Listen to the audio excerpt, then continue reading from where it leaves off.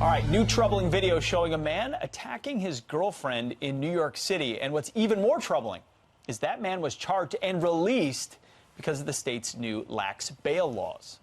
And on Long Island, the sheriff in Suffolk County says about 300 inmates have been released under the new law. That's right. Congressman Zeldin represents much of Long Island, and he joins us now. So what's going on here? You're seeing this all across the state over the course of the last few weeks. That example in Suffolk, that doesn't mention the dozens of gang members. Remember President Trump coming to Long Island to tackle MS-13? Yep. This focus from the President of the United States on down to the local law enforcement. They've had this great crackdown over the course of the last few years against MS-13. They all get released.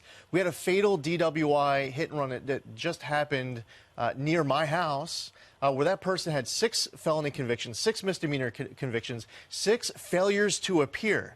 The person had, he's just been released.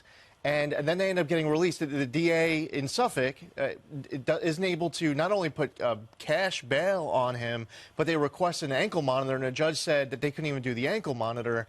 And then you had another failure to appear that happened just after that. Are people angry, though? I mean, are the communities outraged? Angry? Yeah, I mean, you see 2 burglaries that were high profile that happened here in New York City, where someone leaves under the cashless bail and then commits other burglaries. It's not just happening once, it's happening multiple times. And you remember Hanukkah 2019, we had all these violent anti-Semitic assaults that took place around town.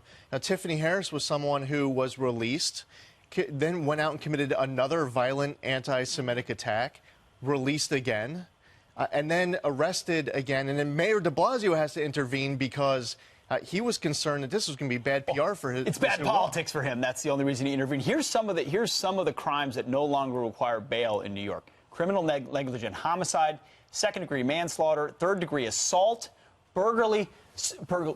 I can't even say Burglaries. it. Burglary. But think about something like stalking. So someone's stalking you, they get arrested, out on bail, without bail the next day.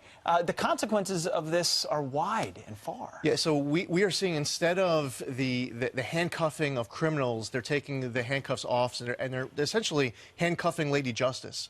And while this is going on, and you were talking about earlier in the show with regards to the ICE detainers, you had a 92-year-old woman who ends up getting sexually assaulted and killed by an illegal immigrant. So the sanctuary city policies of New York City, combined with, so they're not honoring the ICE detainers, combined with this new cashless bail system, you're seeing things go in the wrong direction. And what we won't talk about while that happens, they just started giving driver's license to illegal immigrants. Now they're passing a new law for automatic voter registration. So the illegal immigrant is going to go in the DMV, they're going to get a driver's license, and then the process is set up in which they are going to be automatically registered to vote. And then, the Democrats and Cuomo, they'll claim that's not the case. But the process is set up where you will absolutely have illegal immigrants end up getting registered to vote and actually voting.